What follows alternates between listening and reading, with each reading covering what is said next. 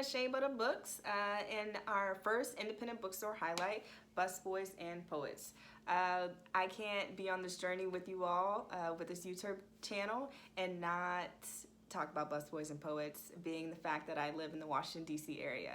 Busboys and Poets is a huge, huge, huge staple in the DC community, in the DC literary community. They have a spot and a location in different neighborhoods throughout DC, which for people that aren't from DC, I think the first thing you think about in DC, the landmarks, the Capitol. You might think that it may be stiffy and stuffy if you watch House Hunters like I do, because that's all they talk about is like the DC rigmarole of things and that kind of area. It's like, no, we got so much more to offer in terms of food and culture and the literary scene. DC's dope. Like that's all I gotta say. But Busboys and Poets, they just have a great they create a great sense of community in the different neighborhoods that they are in, and I love it.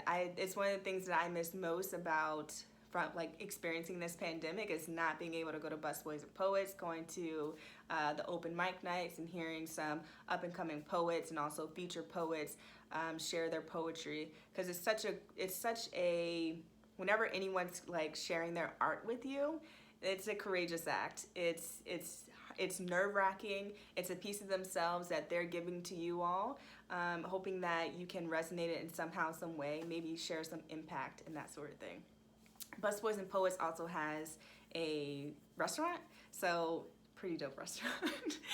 They have a restaurant, and then they have a small bookstore there, and then they have a space where they have for the open mic nights, and you can come, you can share some poetry, you can do some comedy, you can sing if you want, you can rap if you want. I've seen it all going to their the different locations and going to their open mic nights. So one of the reasons why it's called Busboys and Poets is to pay homage to the busboy part, to pay homage to Langston Hughes.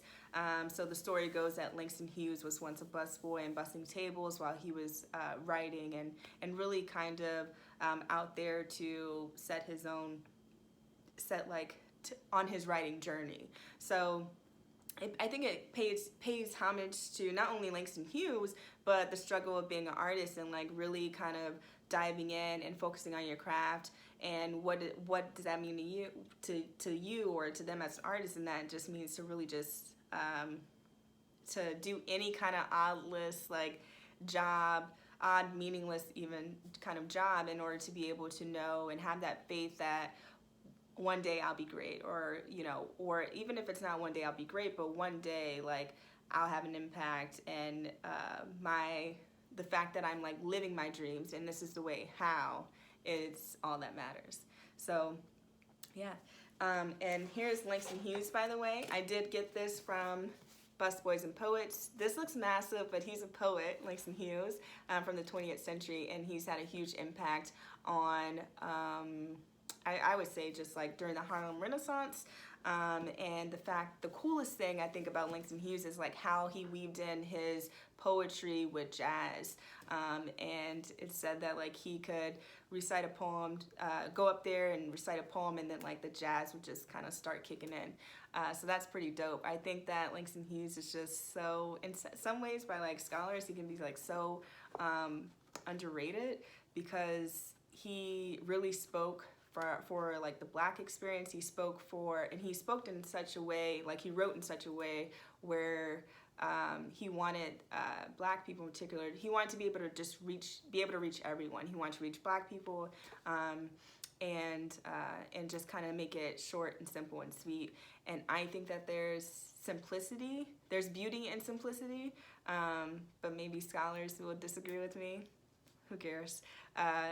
Dude's like super famous. So, and the most famous poem I think that he may have is A Dream Deferred, and The Negro Rivers too. So I think it's pretty cool that they pay homage to Langston Hughes in that kind of way. So yeah, so Busboys and Poets, dope. You gotta come, when you come to DC, you gotta go to Busboys and Poets. When things are back in normal again, you gotta go to an open mic night. Flagship location is 14th and V. They're also owned by a person of color. Their mission is really to just kind of create like a really safe and inclusive space. And I dig it, man. It's dope. It's a dope experience, and the food's dope too. Maybe because I'm hungry, but it's really good. So yeah, so thanks for joining me, and should you come to DC one day and you go to Busboys and Poets, what a pleasure, man. What a pleasure you have ahead of you. Thank you. God bless. Take care.